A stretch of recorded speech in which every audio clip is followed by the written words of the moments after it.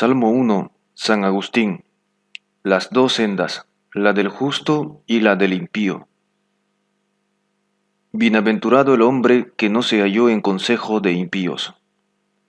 Esto ha de entenderse del hombre Señor, es decir, de nuestro Señor Jesucristo.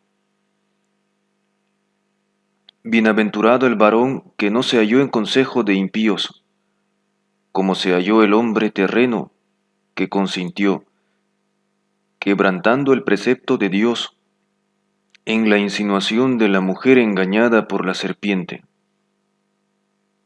Y no se detuvo en el camino de los pecadores. Transita ciertamente por el camino de los pecadores, naciendo como ellos, mas no se estacionó porque no le retuvieron los atractivos mundanos.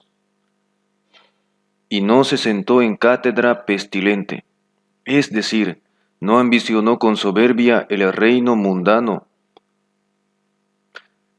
Con toda exactitud, la soberbia representa la cátedra pestilente, porque apenas hay quien carezca de la ambición de dominar y no apetezca la gloria mundana. La pestilencia o peste es una enfermedad que se extiende demasiado y que se apodera de todos o de casi todos.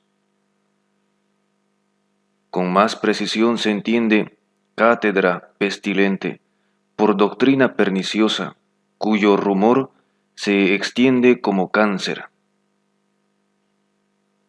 A continuación, ha de considerarse el orden de las palabras. Abiit, estetit, sedit. Alejarse, permanecer y sentarse. Se aleja alguno cuando se aparta de Dios. Se detiene cuando se deleita en el pecado.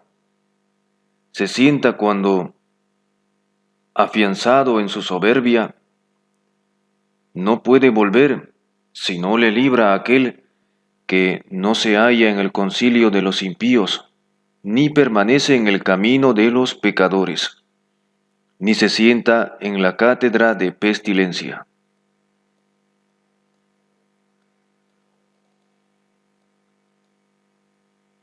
Su voluntad permaneció en la ley del Señor, y en su ley medita día y noche. La ley, como dice el apóstol, no fue establecida para el justo.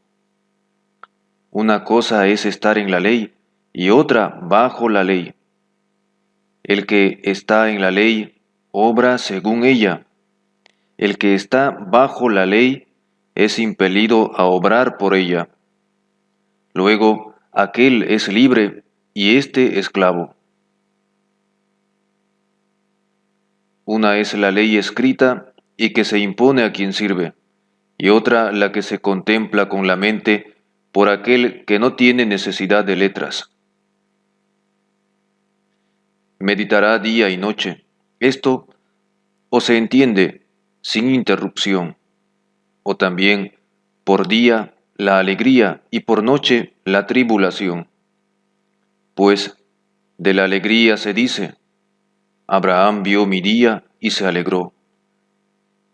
Y de la tribulación, aún más, hasta en la noche me corrigieron mis riñones. Y será como el árbol que se haya plantado junto a cauce de agua, es decir, junto a la misma sabiduría, la cual se dignó tomar al hombre para nuestra salud.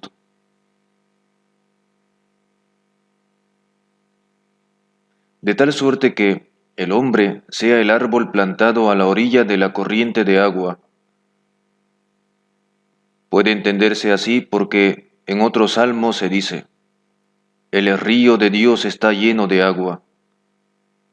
O puede entenderse, junto al Espíritu Santo, del cual se escribe, Él os bautizará en el Espíritu Santo. Y también, quien tenga sed, venga y beba. Y aquello, si conociereis el don de Dios y quién es el que te pide agua, la recabarías de él y te daría agua viva. Quien bebiere de ella no tendrá jamás sed, porque brotará en él una fuente de agua viva hasta la vida eterna.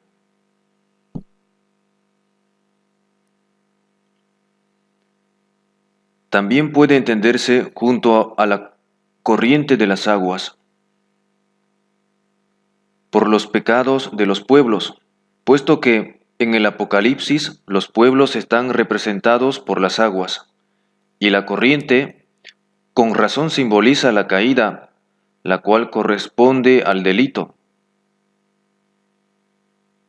Aquel árbol, es decir, nuestro Señor, dará fruto, es decir, constituirá las iglesias de las aguas corrientes, es decir, de los pueblos pecadores, trayéndolos al camino y radicándolos en su enseñanza. Y lo dará en tiempo oportuno, a saber, después de haber sido glorificado con la resurrección y la ascensión al cielo.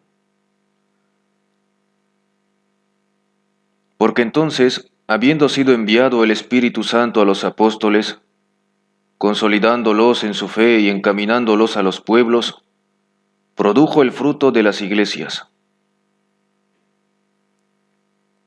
Y su hoja es perenne, es decir, su palabra no será vana, porque toda carne es heno, y el esplendor del hombre es como flor del campo. El heno se seca, y la flor cae, mas la palabra del Señor permanece eternamente. Y todas las cosas que hiciere prosperarán, es decir, todas las cosas que aquel árbol produjere, las cuales, sin duda, son hojas y frutos, es decir, palabras y hechos.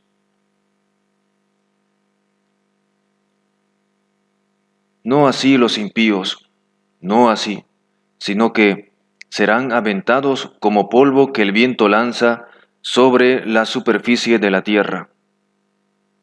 Por tierra, entiéndese aquí la misma estabilidad en Dios, a la cual se dice, el Señor es la parte de mi herencia. Por tanto, mi heredad es para mí excelente. Y también, soporta al Señor y guarda sus mandamientos, y te ensalzará para que poseas la tierra. Asimismo, conforme a esta tierra, se dice, bienaventurados los mansos, porque ellos poseerán la tierra en herencia. Se adujo aquí esta semejanza porque, como esta tierra visible soporta y alimenta al hombre en su cuerpo, así aquella tierra invisible alimenta y soporta al hombre interior, de cuya superficie arroja al impío el viento, es decir, la soberbia, puesto que infla. Evitándola, aquel que se embriaga de la abundancia de la casa de Dios y bebe del torrente de su amor, dice, no se acerquen a mí los pies de la soberbia. La soberbia arroja de esta tierra a quien dijo, pondré mi asiento en el aquilón y seré semejante al Altísimo. De la superficie de esta tierra arrojó también a aquel que, habiendo consentido y probado del fruto del árbol prohibido para ser como Dios, se escondió de la vista de Dios. De modo especial puede entenderse que esta tierra pertenece al hombre interior, de donde fue arrojado el hombre por la soberbia, en lo que se escribió, ¿de qué se ensoberbece la tierra y la ceniza? Puesto que en su vida arrojó sus interioridades. De donde fue arrojado el hombre, no en vano se dice que se arrojó.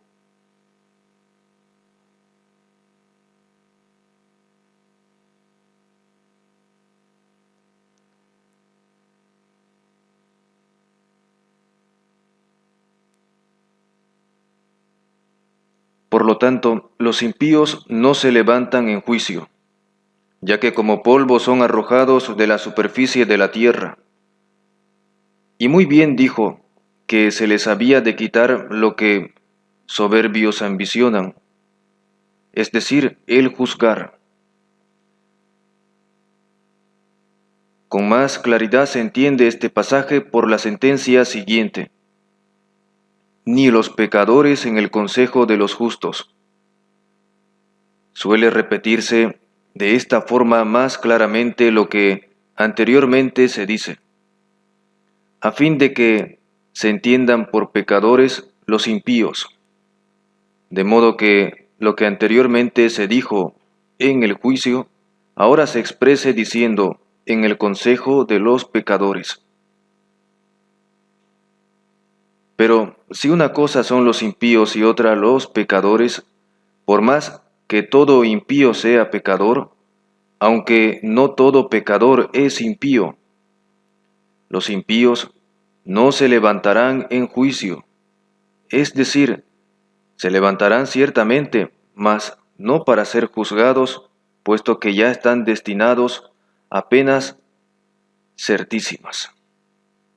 Mas los pecadores no se levantarán en el consejo de los justos, es decir, para juzgar, sino más bien para ser juzgados, ya que se dijo de ellos: cuál sea la obra de cada uno, el fuego la probará. Si permaneciere la obra de alguno, recibirá galardón. Si la obra de alguien fuere quemada, sufrirá detrimento. Pero él se salvará, mas así como a través del fuego. Porque Dios conoce el camino de los justos. Como se dice que la medicina conoce la salud, mas no las enfermedades. Y, sin embargo, por el arte de la medicina se conocen los males. Así puede decirse que conoce el Señor el camino de los justos, mas no el de los impíos. No porque ignore algo el Señor a pesar de que diga a los pecadores: no os conozco. Se dijo pues: el camino de los impíos perecerá. En lugar de Dios desconoce el camino de los impíos. De este modo se dijo más tajante: de suerte que desconocer a Dios sea perecer, y conocer permanecer. De forma que al conocimiento de Dios pertenezca el ser, y a la ignorancia el no ser, puesto que dice el Señor: yo soy quien soy, y también el que existe me envió.